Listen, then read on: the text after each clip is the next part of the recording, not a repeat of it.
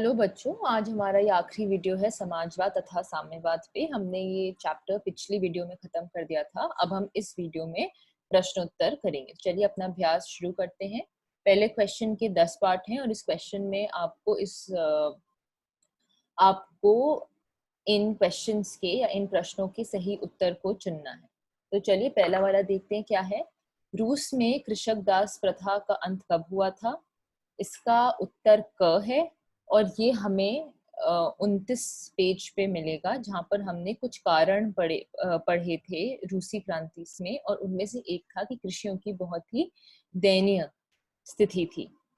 और उसमें लिखा था कि इस साल में 1861 में अलेक्जेंडर द्वितीय ने उनकी ये जो दयनीय स्थिति थी या जो दासता थी उसको अंत किया था, लेकिन फिर भी उनकी स्थिति में कोई सुधार नहीं आया था। आप यहाँ देख सकते हैं लिखा हुआ है 1861 में अलेक्जेंडर द्वितीय के द्वारा कृषि दासता समाप्त की गई थी। तो इसका उत्तर आपको यहाँ पर मिलेगा।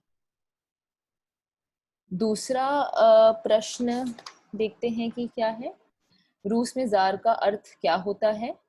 इसका उत्तर घ है, रूस का सम्राट। ये हमने कई जगह पे पढ़ा है। तीसरा क्वेश्चन है कि कार्ल मार्क्स का जन्म कहाँ हुआ था? ये आपको जहां हमने कार्ल मार्क्स की जीवनी के बारे में पढ़ा था एकदम शुरुआत में, वहां पर मिलेगा। और इसका उत्तर है जर्मनी के राइन प्रांत में हुआ था। तो यह ख इसका उत्तर है, यानी कि जर्मनी।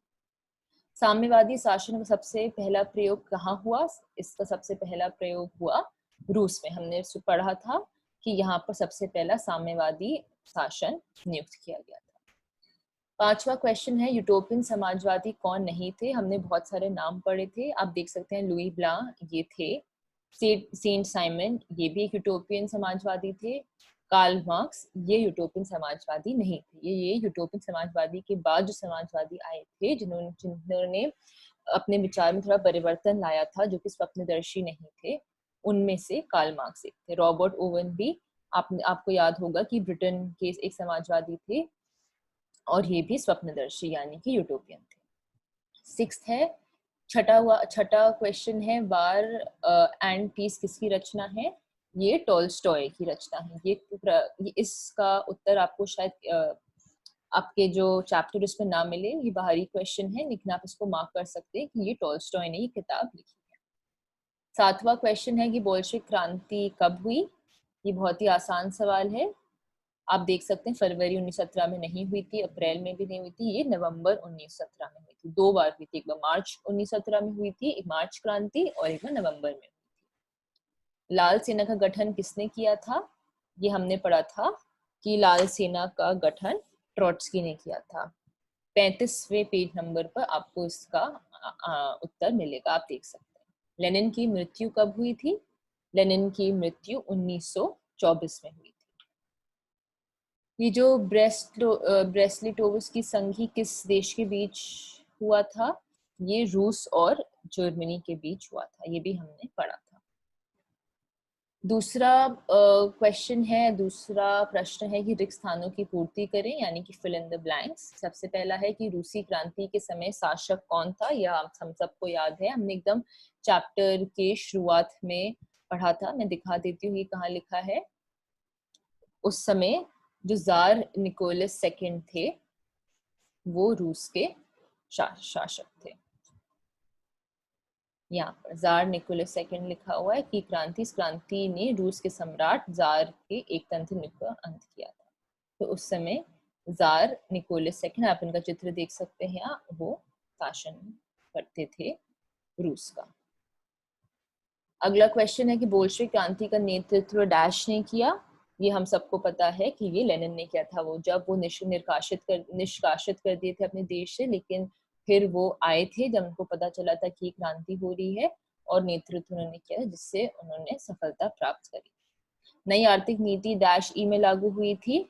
इसका उत्तर हमें यहाँ मिलेगा। नई आर्थिक नीति 1921 में हुई थी। फिर है रॉबर्ट ओवन डैश के निवासी थे? हमें पता है ये ब्रिटेन के निवासी थे। 5वां है वैज्ञानिक समाजवाद का जनक डैश को माना जाता है। इसका उत्तर है कि मार्क्स और एंगल्स को माना जाता है। जब हम मार्क्स के बारे में आप पढ़ेंगे वहां पर ही आपको इसका उत्तर मिलेगा। अब आते हैं अति लघु लघु उत्तरीय प्रश्न पे, यानी कि वेरी शॉर्ट आंसर क्वेश्चन। इसका आपको लगभग 20 शब्दों में उत्तर देना, यानी कि 1-2 लाइन में आप इसका उत्तर दे सकते हैं। पहला क्वेश्चन है पूंजीवाद क्या है, यानी कि कैपिटलिज्म क्या है। तो इसको आप समझा सकते हैं कि जब औद्योगिक क्रांति हुई थी उसके बाद हमारे समाज में 2 वर्ग स्थापित हुए थे, एक श्रमिक वर्ग और एक पूंजीपति। पूंजीपति जो थे वे सिर्फ धन संपत्ति एकत्रित करने में उनका सारा ध्यान था और उनने सारे उद्योग के वो मालिक थे, और वो श्रमिक को वो श्रमिक उनके उद्योग में काम करते थे और उनकी स्थिति बहुत दयनीय।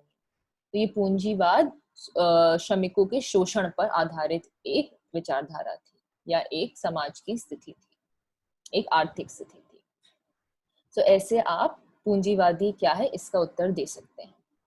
खूनी रविवार क्या है, ये आपको याद होगा कि 1905 में जब क्रांति हुई थी जिसमें रूस विफल रहा था, और जब रोटी दो के नारे लगाए गए थे जार के विरुद्ध, तब जार ने सेना को इन जो भी लोग जुलूस निकाल रहे थे, जो भी क्रांति कर रहे थे, उन पर वार करने का सेना को आदेश दिया था, और उसमें काफी लोग मरे थे। 22 जनवरी 1905 को घटना घटी थी और इसको हम खूनी रविवार के नाम से जानते हैं।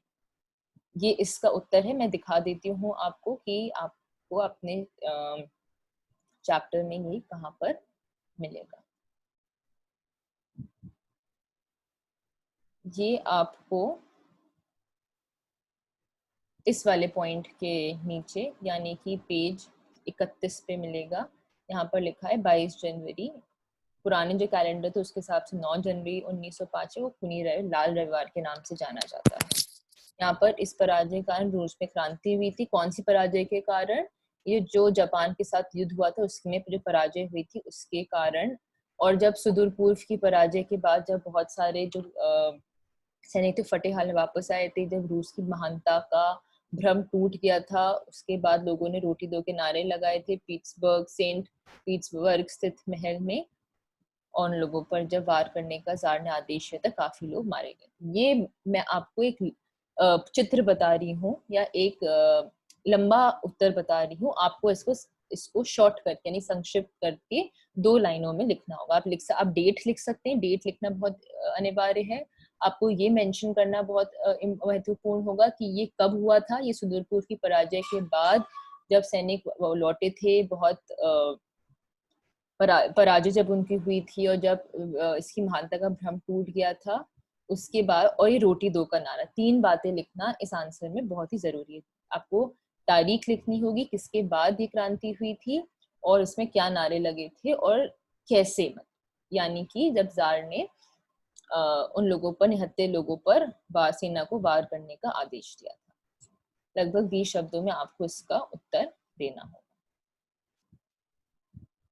आइए देखते हैं अगला प्रश्न क्या है। अगला है कि अक्टूबर क्रांति क्या थी। ये तो बहुत ही आसान प्रश्न है, इसका उत्तर आपको यहाँ पर मिल जाएगा। जब लेनिन वापस आए थे और उन्होंने ये देखिए यहाँ पर बोल्शेविक का नवंबर 1917 में क्रांति हुई थी। इसको अक्टूबर, पुराने कैलेंडर के हिसाब से ये अक्टूबर में हुई थी, इसलिए प्रश्न में अक्टूबर लिखा है। यहाँ पर आप देख सकते हैं कि ये क्रांति क्या हुई थी और कैसे हुई थी। इसमें बोल्शेविक ने पेट्रोग्राड के सारे बड़े बड़े जो भवन थे उनको घेर लिया था और जार का अंत कर दिया था। तो इसका उत्तर आपको यहाँ मिलेगा, या आप मार्क कर सकते हैं कि 34 पेज नंबर पे, 34 पेज नंबर पे आपको ये मिलेगा। अगला प्रश्न है कि सर्वहारा वर्ग किसे कहते हैं। ये भी बहुत ही आसान प्रश्न है। ये मैं आपको बहुत बार समझाते हैं। सर्वहारा वर्ग वो है जिस वर्ग में श्रमिक और जितने मजदूर हैं वो सब आते हैं, जिनके पास पूंजी नहीं है, जो कि पूंजीपतियों के लिए काम करते थे, जिनकी बहुत दयनीय स्थिति थी। पांचवा है, क्रांति से पूर्व रूसी किसानों की क्या स्थिति थी। ये आपको पता है, बहुत ही दयनीय स्थिति थी। उनके पास पूंजी नहीं थी, उनके पास जो हल वगैरह थे जिससे वो पैदावार करते थे उसकी स्थिति भी बहुत खराब थी। इसका उत्तर भी आपको मिलेगा जहां पर हमने बोल्शेविक क्रांति के कारणों के बारे में पढ़ा था। दूसरा या तीसरा कारण यही है कि किसानों की बहुत ही बुरी स्थिति थी। अब आते हैं लघु उत्तरीय प्रश्न। इसमें आपको थोड़ा सा ज्यादा लिखना पड़ेगा, कम से कम 60 शब्दों में इसका उत्तर देना पड़ेगा। पहला प्रश्न है कि रूसी क्रांति के किन्हीं दो कारणों का वर्णन करें। ये 29 पेज नंबर से लेकर 32 पेज नंबर तक 8 कारण लिखे। आप उनमें से किसी भी दो कारण के बारे में लिख सकते हैं। दूसरा है कि रूसीकरण की नीति क्रांति हेतु कहाँ तक उत्तरदायी थी, यानी कि जो ये भी हमने एक क्रांति का एक कारण पढ़ा था कि जो जार थे वो चाहते थे कि रूस में जितने भी अलग अलग जाति के भी लोग रह रहे थे वो सभी रूसी रीति रिवाज अपनाए या रूसी भाषा बोले। तो इससे जो लोग थे उन्होंने इसका विद्रोह किया था। इसका आंसर भी आपको उन कारणों में ही मिल जाएगा। साम्यवाद का एक नई आर्थिक एवं सामाजिक व्यवस्था थी कैसे, इसको आपको ये पूरे चैप्टर में ही इसका आपको रस मिलेगा इस प्रश्न का। अब हमें पता है कि पहले औद्योगिक क्रांति हुई थी तो कैसे शोषण होता था। साम्यवाद एक ऐसी व्यवस्था थी जहां पर श्रमिक वर्ग के उत्थान की बात की, उनके शोषण को अंत करने की बात की। इस वजह से और यहाँ पर जो श्रमिक वर्ग है, जो सर्वहारा वर्ग था, उसकी आर्थिक उन्नति की बात करी गई। तो इस ढंग से वो एक नई व्यवस्था थी। आप इसमें एक कंपैरिजन दिखा सकते हैं या दोनों जो जो औद्योगिक क्रांति के समय या जो पूंजीवाद की स्थिति थी उसकी और इसकी और जो साम्यवाद की स्थिति थी उन दोनों में दिखा सकते हैं कैसे साम्यवाद ने उन सारी व्यवस्थाओं को बदला था, शोषण को अंत किया था, पूंजीपति की जो स्वामित्व था, जो कि निजी स्वामित्व को एक सामूहिक स्वामित्व से बदला था। ये सभी बातें इस प्रश्न में आएंगी। नई आर्थिक नीति मार्क्सवादी सिद्धांतों के साथ समझौता था कैसे, ये हमने पिछली वीडियो में ही पढ़ा है कि ये इसमें जो मार्क्सवादी का जो पूरा सार था उसको नहीं अपनाया गया था, कुछ समझौते किए गए थे। जैसे कि आप देख सकते हैं, आपको इसका उत्तर इन 8 पॉइंट्स में मिल जाएगा कि जो 20 से कम कर्मचारी वाले उद्योग थे उनको व्यक्तिगत रूप से चलाने का अधिकार मिल गया था। ये भी एक मार्क्सवादी समझौता था कि मार्क्सवादी कहते थे सभी उद्योग शासन के नियंत्रण में होने चाहिए। फिर उद्योगों का विकेंद्रीकरण किया गया, विदेशी पूंजी सीमित करी गई, अलग अलग स्तरों पर बैंक खोले, ट्रेड यूनियन की अनिवार्य सदस्यता को भी समाप्त किया गया। ये कुछ ऐसे पॉइंट्स हैं जो मैंने अभी बोले, उनको लिखकर आप ये बता सकते हैं कि इससे मार्क्सवादी के कुछ बातों समझौता किया गया है। पहले आपको मैं ये बताना चाहूंगी, पहले आप लिख सकते हैं कि मार्क्सवादी सिद्धांत आखिर थे क्या। वो एकदम पूंजीवाद के विरुद्ध थे। और फिर आप लिख सकते हैं कि कैसे जो नई आर्थिक नीति थी उनमें से कौन सी बातें थी जो कि एक समझौता थी। मैं फिर से ये बात रिपीट करती हूँ, पहले आपको इस क्वेश्चन में ये बताना होगा कि मार्क्सवादी सिद्धांत क्या थे और फिर लिखने होंगे ये 4 पॉइंट्स नई आर्थिक नीति से जो ये बात बताएंगे या जो ये बात दर्शाएंगे कि वे मार्क्सवादी सिद्धांतों से एक समझौता थे। आखिरी प्रश्न है, प्रथम विश्व युद्ध में रूसी पराजय क्रांति हेतु मार्ग प्रकाशित कैसे किया गया। ये भी अपना आखिरी पॉइंट है जिसमें हमने पढ़ा था कि बहुत बुरी पराजय हुई थी रूस की। और उसके बाद जब वो जार निकोलस विश्व युद्ध में थे तब उनकी पत्नी जेनी और उनके पुत्र ने कैसे एक षड्यंत्र रचा था जिसके पश्चात रूस की जो छवि थी वो पूरे विश्व में बिगड़ गई थी। तो इस वजह से भी क्रांति हुई। ये जो आखिरी पॉइंट है ये भी आपको शायद पेज 32 पे मिल जाएगा, वहां से आप लिख सकते हैं। अब आते हैं दीर्घ उत्तरीय प्रश्न। इसको आपको 150 शब्दों में इसका उत्तर देना पड़ेगा, यानी आपको उसमें काफी लिखना पड़ेगा।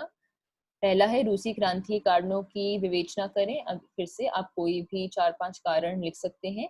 देख लीजिएगा कि आपकी 150 शब्द कम से कम आप लिखें।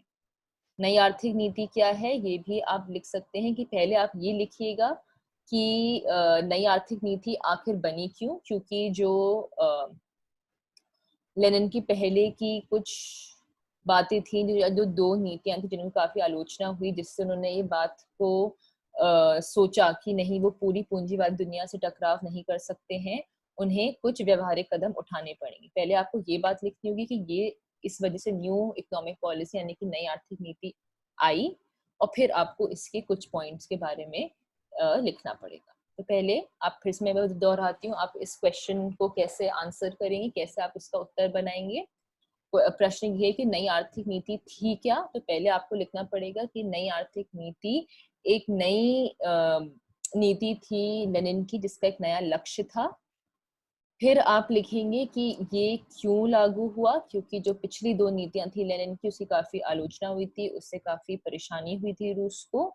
और फिर आप लिखेंगे कि इसके क्या कुछ पॉइंट्स थे।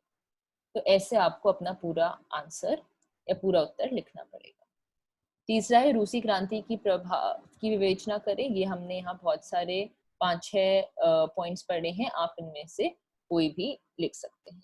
अगेन ये बात, फिर से इस बात का ध्यान रखिएगा कि आपको कम से कम 150 शब्द लिखने चाहिए। बहुत कम नहीं लिखिएगा, आपके मार्क्स कट सकते हैं, और बहुत ज्यादा भी मत लिखिए, जिससे आपका समय व्यर्थ हो सकता है एग्जाम में और आपको और भी बहुत सारे प्रश्नों का उत्तर देना है। चौथा है कार्ल मार्क्स की जीवनी और सिद्धांतों का वर्णन करें। ये भी बहुत ही आसान सवाल है। आप कार्ल मार्क्स की जीवनी पूरी पढ़ सकते हैं, जो कि इस चैप्टर के शुरुआत में दी गई है, वहां से आप लिख सकते हैं। आप बता सकते हैं कि वो उनकी पैदा कब हुए थे, कहाँ हुए थे, उनकी थोड़ा परिवार के बारे में लिख सकते हैं, कैसे उनके फादर थे, वो लॉयर थे, फिर उन्होंने कहाँ पढ़ाई करी, फिर वो किसके विचारों से प्रभाव हुए, यानी कि एंगल्स और हेगल्स के बारे में आपको लिखना चाहिए। और फिर जो उनके सिद्धांतों के बारे में लिखना चाहिए, कैसे वो श्रमिक वर्ग के उत्थान के लिए उन्होंने आवाज उठाई। आप उनकी जो हमने वो जो 5 पॉइंट्स पढ़े थे, जहां पर उनके सिद्धांतों के बारे में लिखा गया था, जिसमें हमने द्वंदात्मक भौतिकवाद का सिद्धांत, और ये जो 5 पॉइंट्स है, इसका भी आप वर्णन कर सकते हैं। आप ऐतिहासिक भौतिकवाद को थोड़ा ज्यादा एक्सप्लेन या उसके बारे में थोड़ा ज्यादा लिख सकते हैं। लेकिन शुरुआत आप पहले उनके जन्म के से करेंगे, हाँ वो जन्मे थे, कब जन्मे थे, उनके परिवार के बारे में, और फिर उनके सिद्धांत के बारे में लिखिएगा। फिर आता है हमारा आखिरी प्रश्न, जो कि यूटोपियन समाजवादी के विचारों में वर्णन करें। इसका आपको आंसर फिर से चैप्टर के एकदम शुरुआत में मिलेगा। आप लिख सकते हैं कि कैसे वो स्वप्नदर्शी थे। वे यहाँ से आप इसका इन सब के बारे में भी आप थोड़ी बातें लिख सकते हैं, जो भी सेंट साइमन लुई ब्लान थे और वो क्या बात का प्रचार कर रहे थे, इसका भी आप लघु उत्तरीय आंसर लिख सकते हैं। आप ये पेज यहाँ पर मार्क कर सकते हैं, ये पेज है 24। तो अब हमारे लघु उत्तरीय दीर्घ उत्तरीय प्रश्न का भी अंत हुआ। अब आखिरी प्रश्न देख लेते हैं। इसमें सुमेलित करें, यानी कि आपको जो ये वाले कॉलम है, इससे इन वाले कॉलम को मिलाना है। दास, यानी मैं आपको एक उदाहरण देती हूँ, जैसे कि दास कैपिटल। अब आपको पता है कि हमने पढ़ा था कि दास कैपिटल मार्क्स ने एक बुक लिखी थी कार्ल मार्क्स से, तो इसको आप इससे मिला सकते हैं। फिर इसमें लिखा है चेका। चेका हमने पढ़ा था, एक गुप्त पुलिस गठन बना था, जो कि जब अमेरिका और ब्रिटेन इन सब ने युद्ध किया था रूस के विरुद्ध, तब लेनिन ने ये गुप्त पुलिस का संगठन किया जिसका नाम चेका था। तो आप इसको, ये जो दूसरा है, इसको घ से मिला सकते हैं। नई आर्थिक नीति, आपको पता है नई आर्थिक नीति लेनिन ने बनाई थी, तो इससे आप इसको मिला सकते हैं। कार्ल मार्क्स की मृत्यु हमें सबको पता है कि इस वर्ष में हुई थी, तो इसको चौथे को आप ग से मिलाएंगे, और आखिरी में स्टालिन की मृत्यु इसका सिर्फ क ही बचा है, तो इसका उत्तर यही होगा। चलिए, हमने अब ये प्रश्नोत्तर भी खत्म कर लिए हैं। मैं आशा करती हूँ कि आपको ये चैप्टर अच्छे से समझ आया होगा। आप इन वीडियो को देखते समय जो भी इम्पोर्टेंट पॉइंट्स हैं जो मैंने अंडरलाइन करे हैं, वो अपनी बुक में भी अंडरलाइन कर सकते हैं, और इन्हीं पॉइंट्स को अगर आप पढ़ेंगे तो आपका अच्छे से जो एग्जाम होगा वो होगा, क्योंकि इसमें ऑलमोस्ट सारे, लगभग सारे प्रश्न हमने कवर कर लिए हैं। ये जो पीछे क्वेश्चन है इनको भी आप अपने आप से इनका उत्तर, जो लघु उत्तरीय और जो दीर्घ उत्तरीय प्रश्न है, इनका खुद से आंसर लिखने का प्रयास कीजिएगा, और आपको सारे जो अंडरलाइन पॉइंट्स हैं उनमें से वहीं से खोजकर आपको सारे उत्तर मिल जाएंगे। आशा करती हूँ आपको अच्छे से ये चैप्टर समझ आया। चलिए अब हम अपनी वीडियो यहीं समाप्त करते हैं।